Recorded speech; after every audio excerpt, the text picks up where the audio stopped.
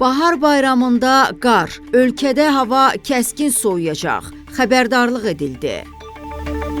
Martın 18-dən 19-na keçən gecədən başlayaraq ölkə ərazisində hava şəraitinin dəyişəcəyi, şimal-qərb küləyinin əsəcəyi, arabir güclənəcəyi, fasilələrlə yağıntılı olacağı, havanın temperaturunun ötən günlərlə müqayisədə tədricən 10-15 dərəcə enəcəyi gözlənilir. Report xəbər verir ki, bu barədə Milli Hidrometeorologiya Xidməti ilkin xəbərdarlıq yayıb. Qeyd olunub ki, ayrı-ayrı yerlərdə yağıntıların intensivləşəcəyi, şimşək çaxacağı, dolu düşəcəyi, dağlıq rayonlarda sulu qar yağacağı ehtimal olunur. Yağıntılı hava şəraiti ilə əlaqədar çaylarda sululuğun artacağı, bəzi dağ çaylarından qısa müddətli sel keçəcəyi gözlənilir. Ölkə ərazisində gözlənilən qeyri-sabit hava şəraiti martın 24-nə qədər davam edəcək.